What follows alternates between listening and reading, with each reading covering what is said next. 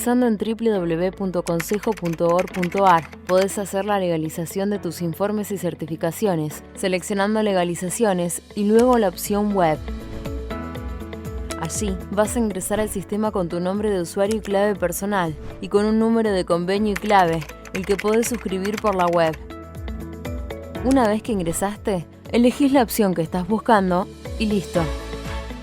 Dentro de nuestra página vas a encontrar conferencias en nuestra biblioteca de contenidos. Ingresando a la opción Reuniones científicas y técnicas, vas a poder elegir el contenido que estás buscando y al hacer clic, ver el video de forma online y descargar el material de la reunión. Si querés hacer un curso de capacitación, la DAC te brinda varias opciones. Podrás acceder ingresando a e-learning y luego a cursos virtuales. Allí te podrás inscribir en el curso o capacitación que más te guste. Si lo que buscas es asesoramiento profesional, estás a un solo clic de distancia. Podés hacerlo ingresando en Asesoramiento opción web. Completás el formulario a base de tu consulta y luego serás contactado por uno de nuestros profesionales. Uno más de nuestros servicios es el sello editorial Edicon, y ahí podés encontrar todas las publicaciones y colaboraciones técnicas. Además, ingresando a nuestro menú Servicios, Consejo Salud, vas a enterarte de todas las novedades de Centro Médico, Farmacia, Simeco e Integrar Plus. Estos y muchos temas más están disponibles en nuestra web www.consejo.org.ar. Envíanos tu consulta a consejoescucha@consejo.org.ar o llama al 5365 8950 y un colaborador se estará comunicando con vos. Te acompañamos sin que te muevas de tu casa. Consejo 75 años. Gestión y futuro.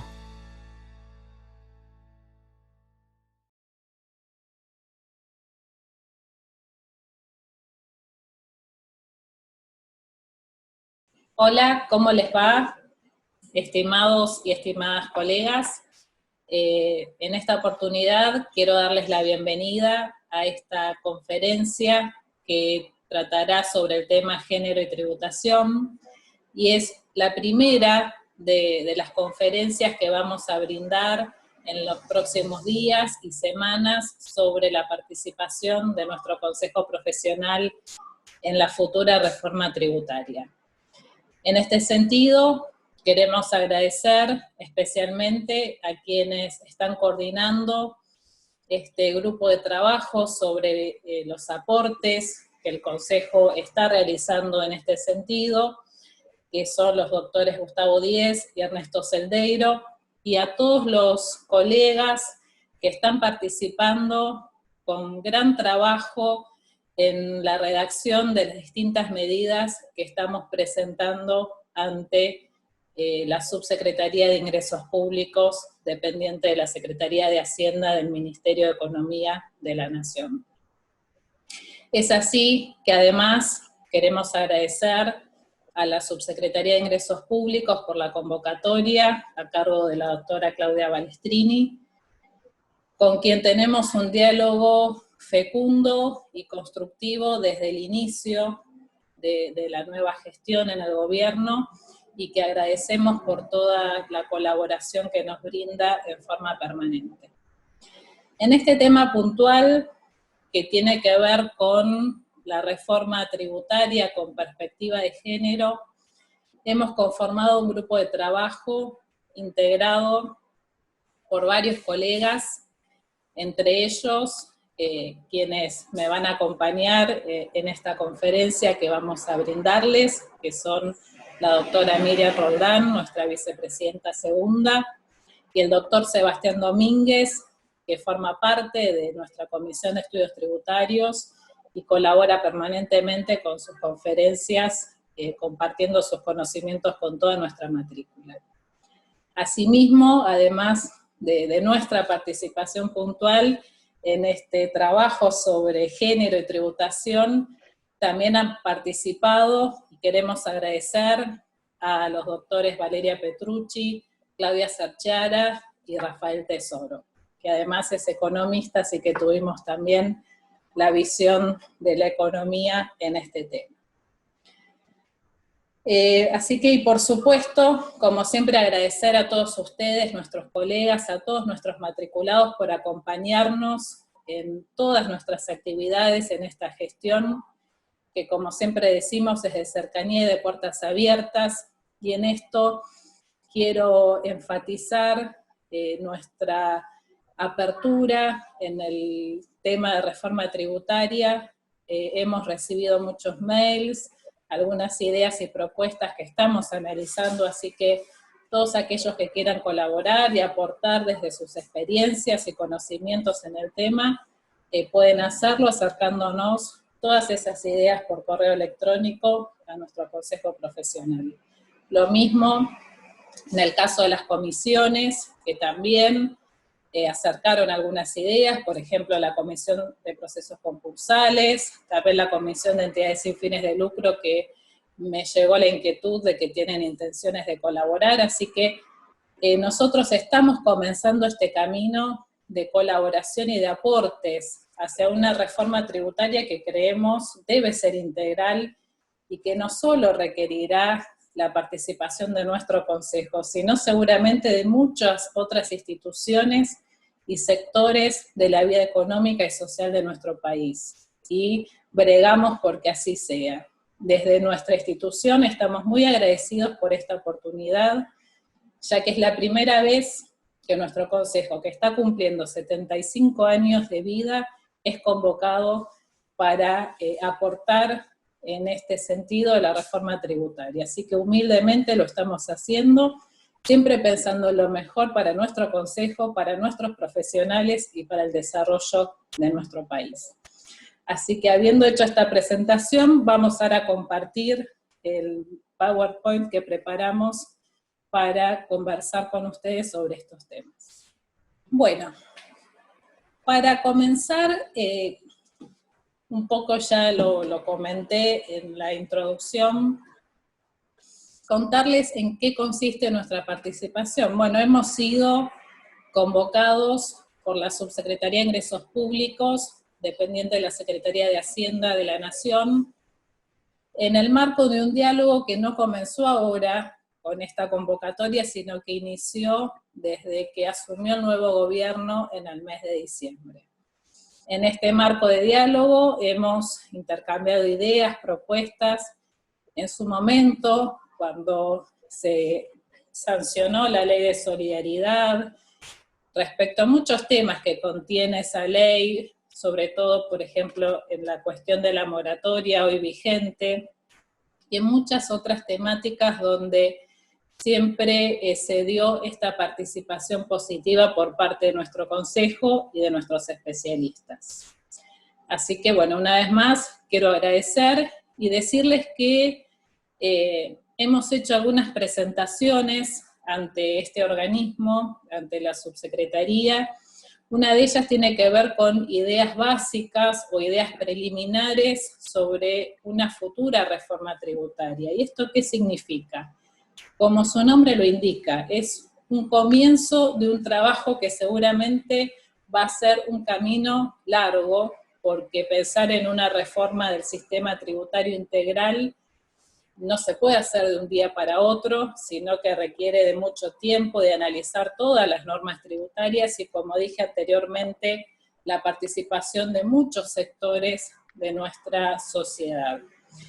Entonces, esta presentación que hicimos y que hemos compartido con toda nuestra matrícula para que estén informados del trabajo que estamos realizando, tiene que ver con ideas de fondo, y siempre pensando en un sistema tributario que en su totalidad sea progresivo, que tenga, donde prevalezca la ética fiscal, es decir, donde las cargas sean distribuidas equitativamente y con el fin del bien común que todo sistema tributario debe tener.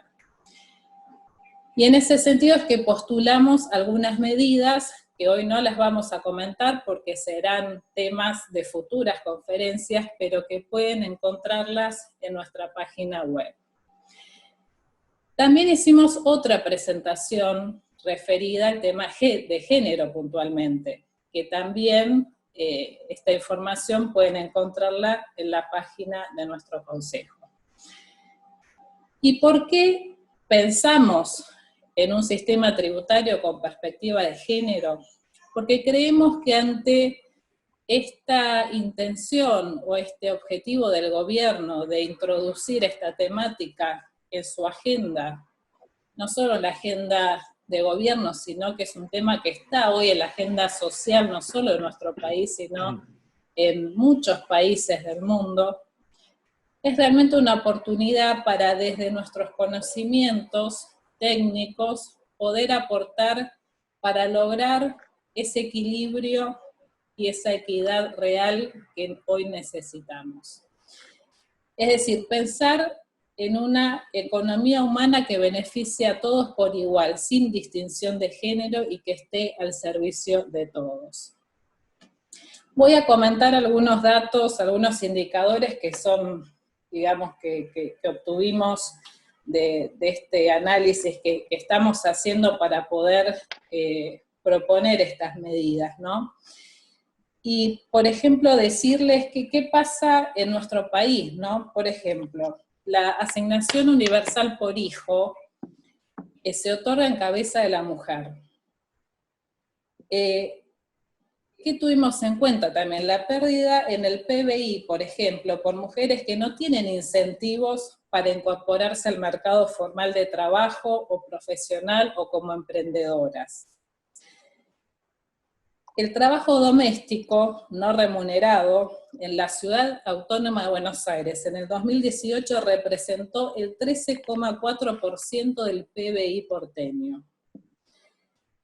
Otro dato, por ejemplo, con el tema del régimen de personal de casas particulares, que a pesar de que se impulsó este régimen y fue un avance, se estima que alrededor del 70% del empleo doméstico sigue sin registrarse. Y un último dato de las últimas medidas que el gobierno anunció y que implementó, el 57% de los beneficiarios del ingreso familiar de emergencia son mujeres. ¿Y esto qué significa? Que dentro de los sectores vulnerables, las más pobres son mujeres. Y es así que en nuestro país, el 40% de la población de menores ingresos está conformado mayoritariamente por mujeres, y sin tener en cuenta, por ejemplo, que hoy la brecha salarial entre hombres y mujeres es de alrededor del 24%. Podríamos seguir comentando datos sobre este tema, que no es más que una transmisión o transmitirle a ustedes lo que pasa en la realidad. Entonces, con estos datos creemos que tenemos, como decía antes, la oportunidad de abordar esta temática desde el punto de vista profesional y en este sentido a partir de modificaciones en las normas tributarias, pensando en incentivos fiscales, en medidas que puedan apoyar dos cuestiones. Por un lado, promover este sistema tributario progresivo, lograr que más mujeres se incorporen a la formalidad y también bregar porque haya más participación de las mujeres en puestos de decisión. No olvidemos que hace poco fue muy criticada la foto en la que el presidente de la Nación se reunió con los principales empresarios de nuestro país y en esa foto, en esa reunión, no hubo una sola mujer. Entonces, esto es un interrogante y fue una imagen que realmente llamó la atención a la opinión pública. Entonces, creemos que entre todos tenemos que trabajar para lograr este equilibrio que nos falta, ¿no? Entonces, ¿qué nos proponemos? A partir de esta reforma o estos aportes para la reforma tributaria, lograr un equilibrio que garantice la equidad, generar estrategias y pensar herramientas en base a las experiencias de otros países que ya están transitando este camino, y en este caso nos hemos enfocado bastante en la experiencia de España, que llevó adelante y sigue avanzando en este tema. También pensamos que es imprescindible contar con información confiable, de buena calidad, sistematizada, periódica y de público acceso, así como estadísticas actualizadas y confiables. Y en esto cumple un rol fundamental el Estado, el sector público, la administración pública, en generar bases de datos que permitan implementar medidas como las que estamos promoviendo de manera eficaz. Y como decía, ¿cuáles son los objetivos? Este tema de género no solo impacta en la mujer, aunque debemos decir que el impacto será mayor en este sector de la sociedad porque es donde mayores desequilibrios encontramos. Pero también hay situaciones familiares que presentan inequidades y que también están contempladas en nuestra propuesta. Es decir, en este caso sería sin distinción de géneros. Como decía anteriormente, lograr un sistema tributario progresivo y que incluya más personas que están hoy en la informalidad, y que muchas de ellas, como también lo mencionamos, están representadas por mujeres. Atender situaciones que afectan exclusivamente a la mujer, que después lo vamos a ver, sobre todo lo que hace a la adquisición de determinados productos, y donde acá el impuesto a los consumos tiene mucha importancia, y propender, como decíamos, a la mayor participación de las mujeres en puestos de decisión a través de incentivos tributarios que después, más adelante, mis colegas van a comentarles. Entonces, en estas medidas, como les decía, si bien decimos género y por la situación de inequidad que afrontamos en nuestra sociedad va a tener un mayor impacto sobre las mujeres, entendemos que hay situaciones familiares donde no se da esto de la equidad. Entonces, generamos un concepto que es de familia monoparental, y que son situaciones donde una persona queda a cargo, digamos, de los gastos, ya sea de hijos, padres, y que hoy no está contemplado en nuestra legislación. Entonces, cuando en próximas intervenciones mencionemos o hagamos mención a la familia monoparental, ¿a qué nos referimos? Entonces, quedan comprendidos dentro de este término las personas humanas de cualquier género que afrontan la maternidad o paternidad en solitario, tanto si es por un embarazo natural o mediante reproducción asistida o adopción. Fíjense que estamos incorporando conceptos nuevos que entienden a la familia desde otro punto de vista al concepto habitual que todos conocemos. Las personas humanas de cualquier género que afrontan en solitario el cuidado de sus progenitores, que son adultos mayores, como así también de hijos o hijas mayores con capacidades diferentes o discapacidad. También las familias integradas por un conviviente, viuda o viudo, y las hijas y o hijos, ¿no? Tengamos en cuenta que a partir de 2 descendientes en primer grado se considera familia numerosa. Y por último, las familias que se formen por persona humana separada o divorciada que esté a cargo de las hijas o hijos sin que haya custodia compartida ni reciba una pensión por alimentos superior a un importe determinado.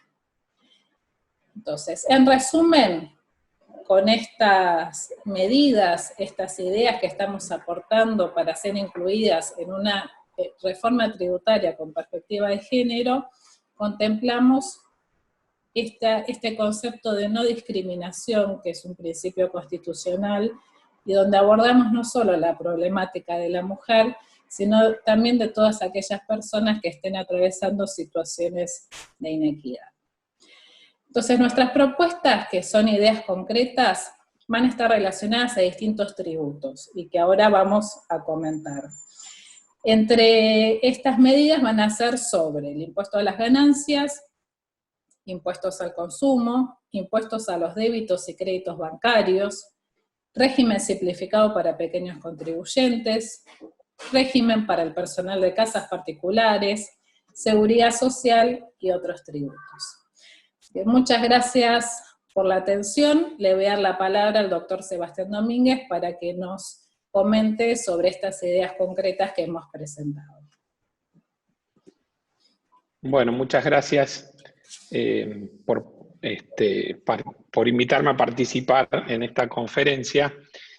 Un poco la idea, como dijo la doctora Gabriela Russo, es comentar medidas, propuestas, ideas en las cuales se tiene que comenzar a trabajar para definir estas modificaciones que son convenientes realizar a la legislación tributaria.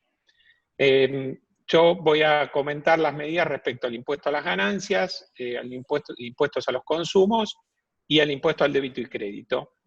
Y en este sentido, respecto al impuesto a las ganancias, estas ideas que planteamos están relacionadas con algunas ideas de tipo general y otras que son para especialmente familias monoparentales.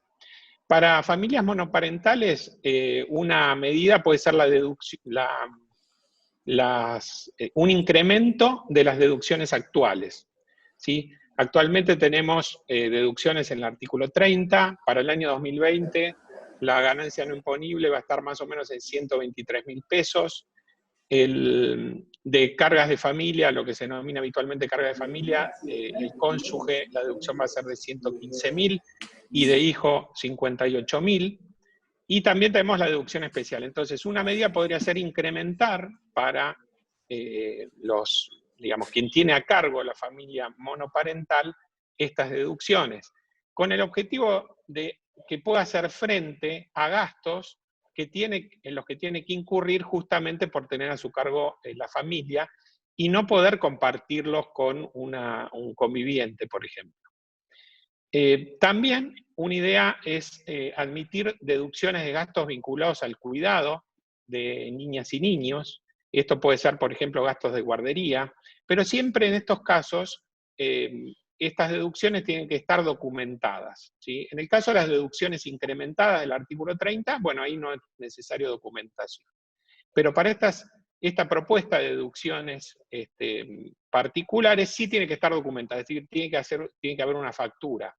Entonces eso también va a ayudar a combatir la evasión, porque quien, digamos, cuida al niño, por ejemplo, bueno, ahí hay que ver si es personal de casas particulares, no tiene que emitir una factura, pero hay otros tipos de gastos, una guardería, por ejemplo, que sí tiene que emitir la factura. Y entonces esta medida también hace que esa guardería emita el comprobante que quizás hoy, si es un gasto que no es deducible, puede llegar a no emitirse. También, digamos, los gastos vinculados al cuidado de adultos mayores, porque muchas veces las familias monoparentales, además de tener a su cargo la persona humana, a sus hijos, hijas, también quizás tiene al padre o la madre, tiene que hacerse cargo de su cuidado y entonces también tiene que incurrir en mayores gastos. Y en consecuencia también se lo podría contemplar en estas deducciones admitidas. Y también, si tienen hijos con capacidades diferentes, en este caso sin límite de edad, se debería permitir el cuidado. Por ejemplo, también aquí un gasto de internación en un geriátrico sería un gasto que se podría deducir, siempre creando un registro que puede ser a nivel del ANSES, un registro que también puede llevar el fisco, pueden intercambiar información, para evitar los abusos, ¿sí? O sea, que alguien pretenda considerar a cargo a un padre, por ejemplo, cuando en realidad no lo tiene a cargo, digamos, es que el fisco va a tener que establecer medidas de control para evitar todo tipo de abusos. Y además también va a haber que tener en cuenta la capacidad contributiva del titular de la familia monoparental, porque quizás tiene una capacidad, más allá de que tenga a su cargo esa sola persona humana, a los hijos, hijas, a los padres, madres, quizás tiene una capacidad contributiva que no es necesario tener un incremento de deducciones. Bueno, eso también se puede llegar a considerar en las modificaciones que se realicen. Por otro lado, en términos generales de modificaciones que se pueden proponer, tenemos la modificación del texto de la legislación. Y ahí nos referimos, quizás uno está acostumbrado cuando lee la ley de impuesto a las ganancias, dice deducción por cónyuge. Pero bueno, puede ser que haya una persona que convive y no necesariamente es el cónyuge, entonces debería también poder deducirse al conviviente en ese caso, y creemos que es importante esa modificación, como así también que en vez de que las deducciones se denominen cargas de familia, se establezca un término que comprenda los gastos familiares, más que una carga, porque en realidad la familia no es una carga. Después, como dijo la doctora Gabriela Russo, y que después la doctora Miriam Roldán va a dar algunos datos estadísticos en su presentación, uno de los objetivos es incentivar la contratación de trabajadoras, mujeres, tanto en puestos jerárquicos como en órganos de administración y dirección. Entonces, por ejemplo, se podría evaluar este incentivo para contratar en puestos jerárquicos, por ejemplo, unas gerencias, jefaturas, que se establezca una menor tasa de imposición sobre la distribución de utilidades para las empresas que contraten trabajadoras mujeres para estos puestos. Respecto a la contratación en los órganos de dirección y administración, se podría incrementar el monto de deducción, que si bien está muy desactualizado, porque ustedes recordarán que el artículo 91, inciso I, establece un monto de deducción de 12.500 pesos por ejemplo, un director que cobra honorarios. Están los dos límites, ¿no? El límite del 25% de la utilidad contable o los 12.500 pesos por director. Bueno, eso en monto tiene que actualizarse, eso se propone dentro de las normas, de las, digamos, propuestas generales de reforma tributaria, pero más allá de esa actualización, en relación al tema de género, se podría establecer un mayor importe de deducción en relación a ese límite cuando se incentive la incorporación de mujeres a los órganos de dirección y o administración. Y por otro lado, también ampliar la deducción de remuneraciones y cargas sociales pagadas al personal de casas particulares. ¿Por qué? Porque también, como vamos a ver luego, adelantó la doctora Russo, vamos a ver después cuando la doctora Miriam Roldán haga su presentación, la gran mayoría del personal de casas particulares son mujeres. Entonces sería otra forma más de, digamos, tomar una medida que busque que sea un empleo registrado con todos los beneficios que genera esa registración. Luego tenemos la imposición a los consumos. En relación a imposición a los consumos, también el Consejo, como dijo la doctora Russo, presentó propuestas de modificación, y ahí el Consejo, digamos, uno para disminuir la regresividad del impuesto al valor agregado, puede tomar algunas medidas, como puede ser eximir determinados productos, determinados servicios, para que afecte en menor medida a las personas de menos recursos, pero se entendió que no era esa la mejor alternativa, la mejor propuesta para realizar, porque cuando se eximen determinados bienes o servicios, también se pueden beneficiar personas de mayores recursos que pueden contribuir con el impuesto, pero como compran ese bien exento o contratan ese servicio exento, se van a estar beneficiando de esa, digamos, con esa exención. Entonces, en el tema de impuesto a los consumos, se entendió que era conveniente que se aplique el impuesto y se devuelva a quienes realmente necesitan esa evolución. Entonces, la primera medida, incluso con el tema, con la aplicación de exenciones, como ustedes conocen, normalmente la exención lo que hace es eximir la última etapa de los productos de la canasta básica, de determinados productos, con lo cual el beneficio es nada más que no se tributa sobre el valor agregado de la última etapa. Pero todo lo que se pagó de impuesto al valor agregado en etapas anteriores forma parte del costo y, en definitiva, la persona de menores recursos está pagando el IVA de todas las etapas anteriores. Si bien se podría proponer gravar alícuota cero para que ese IVA pueda ser computado contra otras operaciones grabadas, por ejemplo, entendimos que el mejor mecanismo es la devolución. Y entonces, en este caso, sería devolver los impuestos al consumo vinculados a productos destinados a la primera infancia, como es la leche maternizada o los pañales, por ejemplo, y para adultos mayores en estos dos casos, que los consumidores estén a cargo de las familias monoparentales. Para los adultos mayores también podrían ser pañales o productos de incontinencia urinaria, por ejemplo, que son gastos muy relevantes que tiene que hacer la persona humana que esté a cargo de la familia monoparental. ¿Cómo se establecería este mecanismo de evolución? Bueno, ahí habrá que ver cómo se implementa.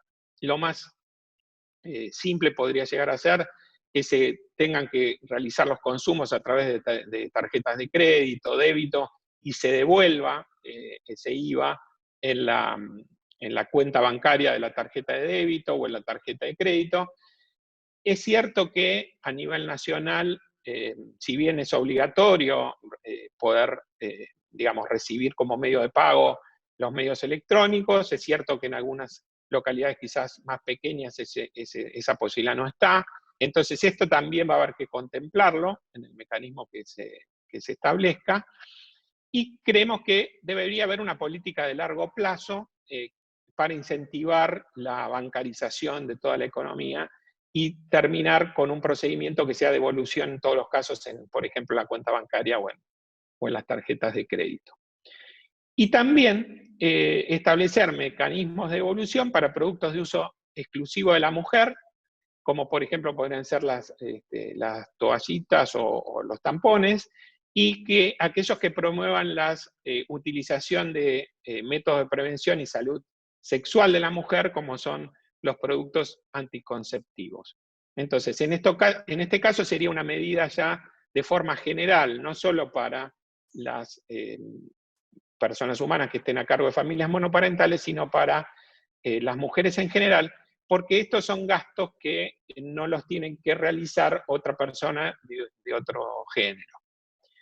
Y por último, lo que tiene que ver con mi exposición, me voy a referir al impuesto sobre los débitos y créditos. En este caso, como todos sabemos, este es un impuesto regresivo que afecta a la economía, incide en las decisiones de los empresarios, la integración vertical, y es un impuesto que la verdad es que a la mayoría de los tributaristas no nos gusta, creemos que no debería existir. Pero la realidad es que es muy relevante la recaudación del mismo, y en un contexto de déficit fiscal como el que atraviesa la Argentina, difícilmente se pueda proponer o implementar esta derogación. La verdad es que la recaudación lamentablemente es muy necesaria, por lo cual la propuesta en general que está haciendo el Consejo de Reforma Tributaria respecto a este impuesto es ir hacia un cronograma donde se vaya incrementando el porcentaje de pago a cuenta para llegar a un momento que se planifique, un momento en que el 100% del impuesto se pueda computar como pago a cuenta de cualquier tributo y sin límite de tiempo. ¿Sí? Esa es la propuesta general que se ha realizado.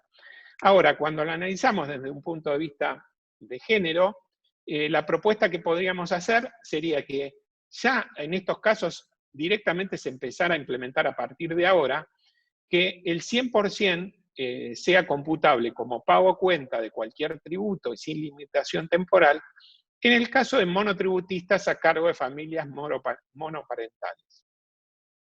Como todos sabemos, los monotributistas pueden gozar de una alícuota reducida del impuesto al débito y crédito, y también pueden recibir depósitos en efectivo en una caja de ahorro, por ejemplo, que no va a estar sujeto al impuesto. Pero si tributan el impuesto, en esos casos, que puedan tomarlo como 100%, como pago cuenta, por ejemplo, de la cuota impositiva, de la cuota previsional.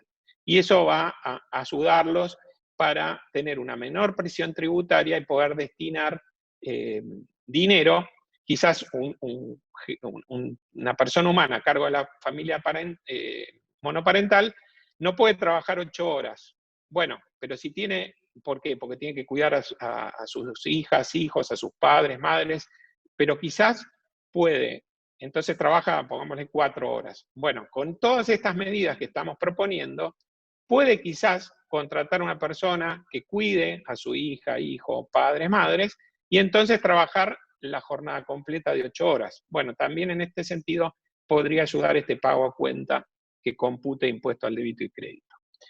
Y después también la propuesta sería ir directamente hacia un cómputo del 100% en el caso de empleadores que contraten trabajadoras y trabajadoras en partes iguales, o quizás es difícil poder conseguir que sean partes exactamente iguales, con lo cual se podría establecer un porcentaje, una relación de porcentajes a definir, o incluso se podría hacer un cronograma para ir elevando esos porcentajes de un género respecto de otro, en general elevarlo respecto al de trabajadores, respecto al de hombres, que en general siempre hemos podido ver que los de hombres es más alta la proporción de la contratación.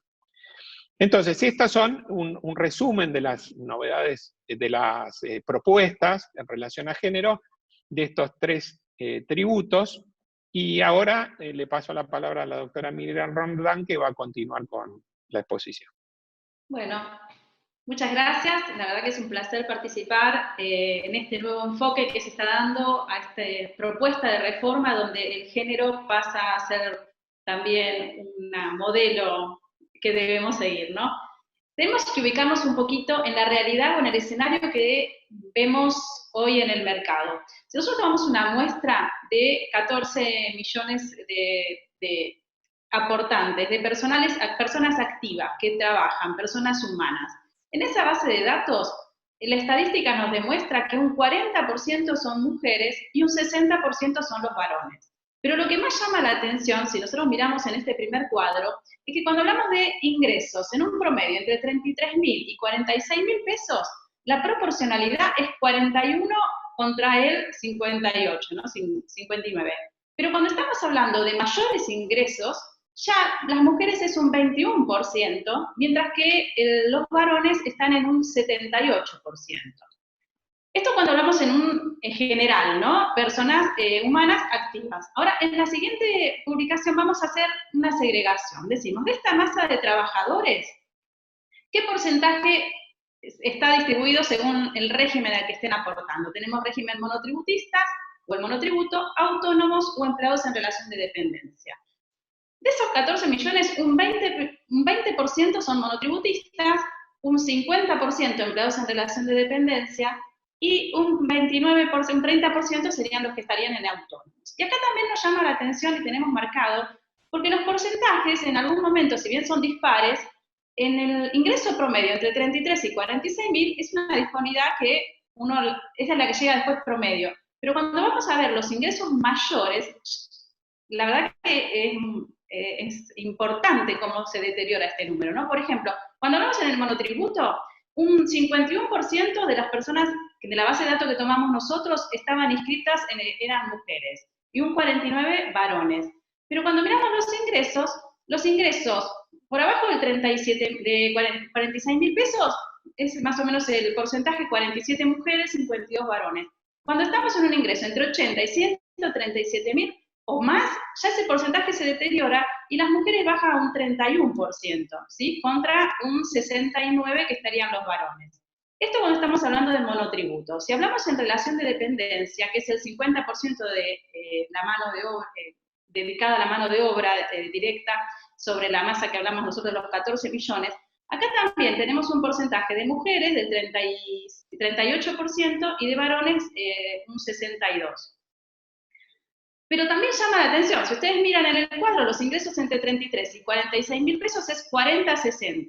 Pero cuando vamos a percibir mejores salarios, las mujeres tienen un 20%, ¿sí? Contra un 80% de los varones. Y en el régimen de autónomos, ahí también tenemos una mayoría de trabajadores varones y también el deterioro del ingreso en base al ingreso, el 40-60, que sería el promedio, se transforma en un 21% de mujeres y un 78% de varones. Esto es un poquito para ubicarnos en el escenario, porque estamos haciendo y diciendo que a través de la reforma tributaria se puede propiciar, y con lo que estuvo describiendo Sebastián, la contratación o un poco buscar una equidad en la distribución de las tareas y los ingresos en los hogares, ¿no? En la filmina siguiente vamos a tratar ya específicamente, mirando este escenario, qué es lo que estamos proponiendo para el régimen simplificado para pequeños contribuyentes, el monotributo. En este caso, las primeras medidas, estos son primeros lineamientos que luego podrán ampliarse, hablamos de dar un tratamiento especial al monotributista que está a cargo de la familia monoparental que definió Gabriela en un principio. La idea original sería ver estas dos posibilidades.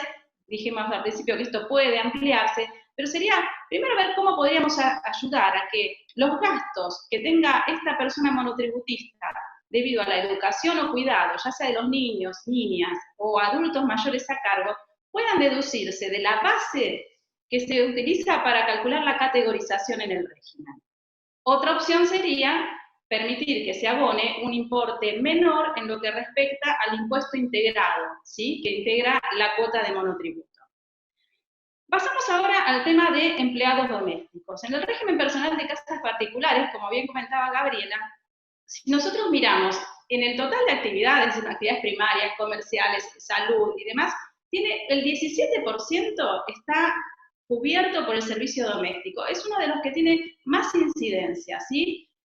Ese 17% que compone el servicio doméstico sobre el total de la actividad, un 97% son mujeres. Y se estima que casi un 75% no están registradas, ¿sí? Entonces, mueve la economía, la verdad que incentivar la contratación y el régimen de personas de casas particulares ayudaría, por eso las medidas que por ahí planteó Sebastián en el tema de ganancia, de aumentar la posibilidad de deducción de total de los gastos, porque si vemos ahora en la filmina siguiente, nos vamos a dar cuenta que se han tomado medidas, que se promulgó la ley del servicio doméstico, pero los resultados todavía no fueron los óptimos esperados, ¿no? Entonces, como bien decíamos recién, es un sector que abarca casi el 17% de la actividad, el 95% son mujeres, y en las últimas estadísticas que están en el año 2018 se comprobó que el 46% de esas mujeres son jefas de hogar con único ingreso. Es importante el detalle a tenerlo. Y cuando decimos cómo evolucionó la contratación del servicio doméstico en blanco, en el año 2013 se sanciona la ley, había 405.000 empleados domésticos declarados. Esto surge de datos del Ministerio de Trabajo en el último informe que hicieron a marzo del 2020, y fue evolucionando del 2013 de 405.000, en el 2014 451.000, pero estamos en el 2020 con 481.000 empleados domésticos declarados, es decir, que el incremento fue del 19%. Por eso creemos que la reforma impositiva tiene que buscar la manera de promover, ¿sí?, la contratación, la registración de las personas de casas particulares.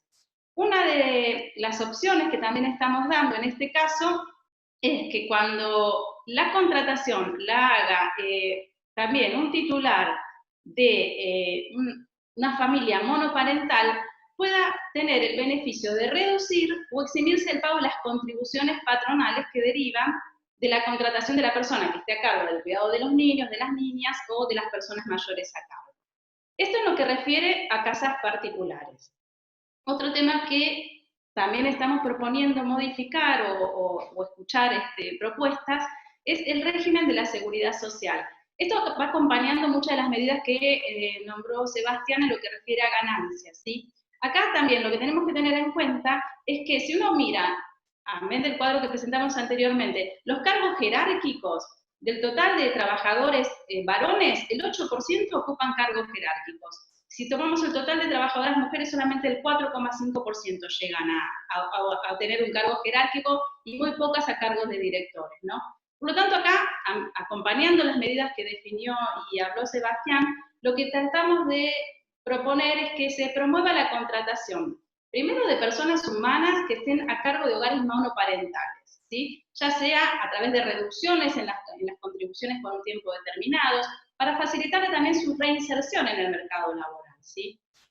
Tenemos también una propuesta en este mismo caso para abrir el espectro de las coberturas de seguridad social en el caso de nacimientos y las asignaciones por hijos e hijas, o amén de las actualizaciones de valores que bien Sebastián también comentó, que se incluyan no solo los empleados en relación de dependencia para este beneficio, sino también los trabajadores independientes, sean autónomos o monotributistas, y los desempleados, es decir, todos los que sean titulares de familia monoparentales y estén inscritos en el registro correspondiente. Habrá que definir luego si hay un nivel de ingresos que defina el acceso o no a este beneficio, ¿sí? Y no menos importante es incorporar una licencia de parentalidad. ¿Qué estamos hablando acá? Es la posibilidad que los dos responsables del menor a cargo puedan estar y distribuirse las tareas de su cuidado. Esto le permitiría a ambos tener una inserción laboral y continuar su carrera, ya sea de estudios o sus carreras laborales. En principio, con el tema de seguridad social, estaríamos en estos tips que habremos dado. Luego nos abrimos un poquito más a otros tipos de tributos. Estamos hablando de las tasas y las contribuciones. Acá también consideramos que las familias monoparentales podrían verse beneficiadas con la exención o bonificación de determinadas tasas que se deben abonar, por ejemplo, en el caso de hijos de estas familias que reciban títulos o certificados que deban tramitarse, que sean exceptuados de dicho pago. Como dijimos en un principio, esto es una primera introducción, la verdad que es por primera vez tratar el tema de la igualdad de género desde una perspectiva tributaria, es analizar los tributos que tengan una finalidad que sea más que la finalidad fiscal de recaudar, sino que permita a través del tributo también avanzar y permitir progreso en la modernización, en la estabilidad laboral, en la estabilidad del empleo y principalmente nos haga llegar a la igualdad de género que tanto esperamos todos. Les agradezco la participación en este ciclo, los invitamos a los siguientes y estamos en contacto. Bueno, muchas gracias Sebastián, Miriam y a todos, todo el equipo que está colaborando en estas propuestas de reforma tributaria, a los colegas que nos acompañan y como decía Miriam, los convocamos a que sigan acompañándonos no solo en estas conferencias sobre la reforma, sino en todas las propuestas de capacitación y en las acciones que brindamos día a día en nuestra gestión en este querido Consejo Profesional. Muchas gracias por su atención y bueno, quedamos a disposición como siempre para lo que necesiten. Nos estamos viendo. Gracias.